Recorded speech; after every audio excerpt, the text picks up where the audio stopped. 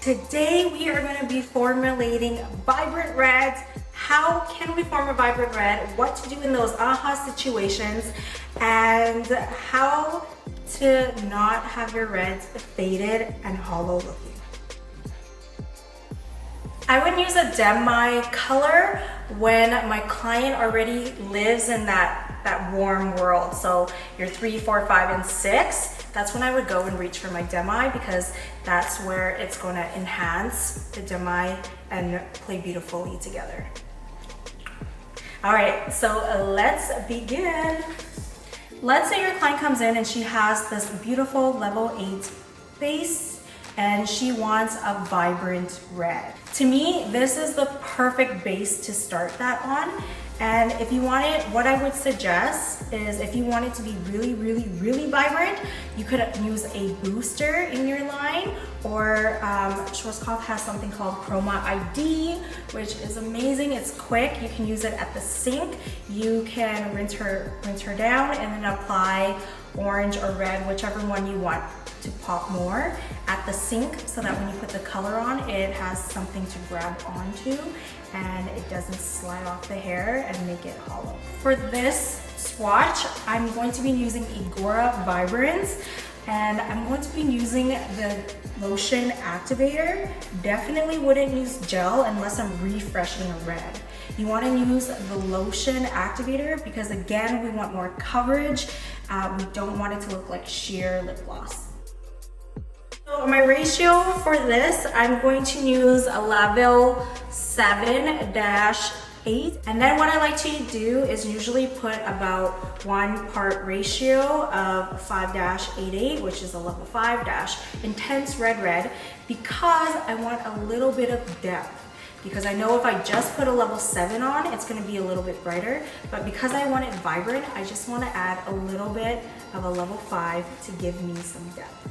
And then of course I'm going to be adding maybe like a couple pumps of this just to get the red really, really lush. And then I'm going to be using the 6 lotion activator because I want coverage. You could use the 13 if you want it maybe a little bit brighter, but we want it really rich. All right, here we go. So for today, I'm gonna do 20 grams of 7-88. Now remember, this is just for inspiration. You can always adjust to your client or formulate to how you feel, how bright you want it, how dark you want it, how vibrant you want it, how muted you want it. This is just to give you some inspiration. Okay, so we're gonna do 20 grams. Perfect, okay. And then I think for the 5-88, I know I said the ratio will be 1 part of this to 2 parts of 7-88. But I think I'm only gonna do 5 grams because I don't want it too dark. I don't want too much depth. I still want it pretty vibrant. But that level 5 is just gonna give me that deeper, rich level than just a level 7 on its own. Okay, so we're gonna do 5 grams of this, totaling 25 grams in total. Now I'm gonna add about 3 or 5 pumps of the CHROMA ID red into the formulation. So let's go 1, 2, 3. I'm feeling a little bit generous, so let's do 4. Okay, maybe 5. You can never have enough of this if you're trying to formulate for like a really vibrant red. So next up, again, my favorite, the wisp. And just get that going really good because you want to break up that CHROMA ID. Look at the deep red that I'm seeing already. I love formulating reds. They always look so juicy when you're mixing. It's my favorite. When I'm formulating red, a key tip that I can tell you today is, especially when I'm adding CHROMA ID in, is that I like to mix everything to get it really, really going and a nice consistency before I add my developer. For me, it just helps break up the CHROMA ID a little bit better before I add in my developer. So now I'm gonna do equal parts of my 6 1.9% lotion activator, IGORA VIBRANCE, equal parts. So that's gonna be about 30 grams. and then I'll show you. So now, because I've pre-mixed it, look how beautiful it just glides. So now that we've got a beautiful consistency going and all the chunks are broken up, we're going to apply this onto our level 8 strand.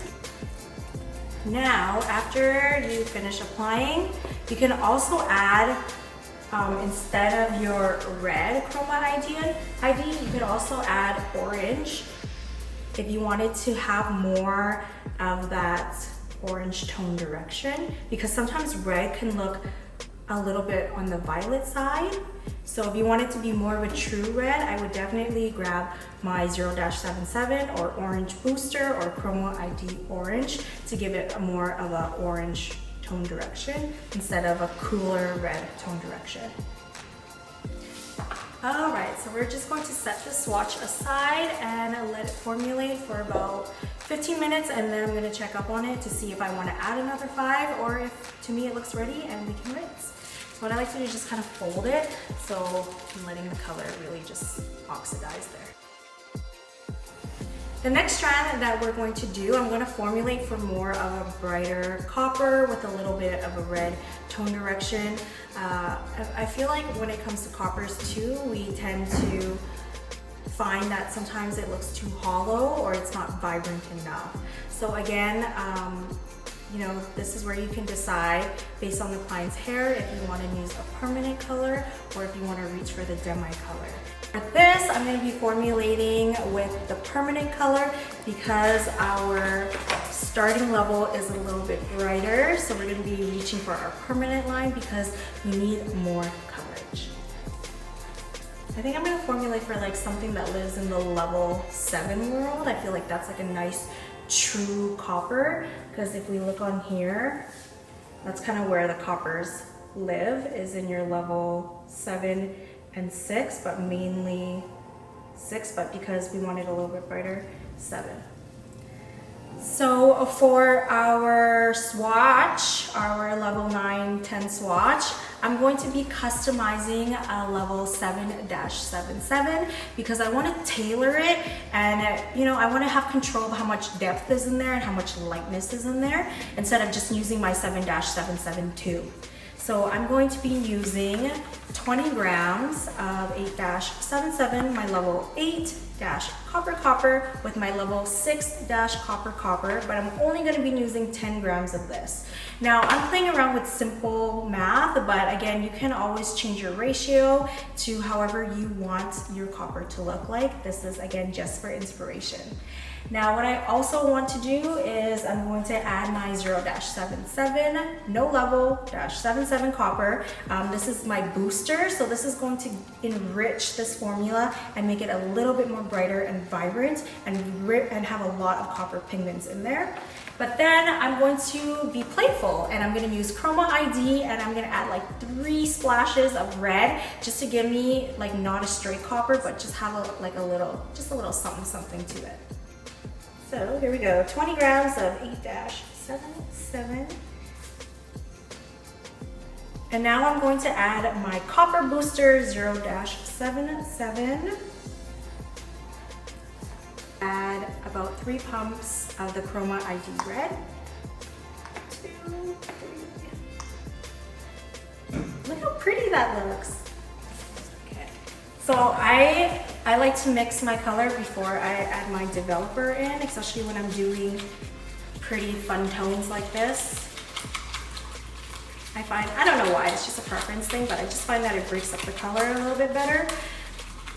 For this color, because I'm using IGORA Royal Permanent, I'm going to be using IGORA Royal 10 Volume Developer. Now the reason for that is, again, because I want to deposit onto my swatch. I don't need that much lift. I don't need to lift it. And the ratio is 1:1. Okay, now the fun part. We're gonna now put it onto our level 9 swatch. Now remember, the goal is to not make a hollow copper. Remember, if your client is overly processed or really super light, you might want to fill her with, you know, just a straight booster, like a 0.55 or the CHROMA ID, when you're at the sink before you apply your final toner. That's just gonna help with longevity, it's gonna help with fading, it's gonna help it look not so hollow.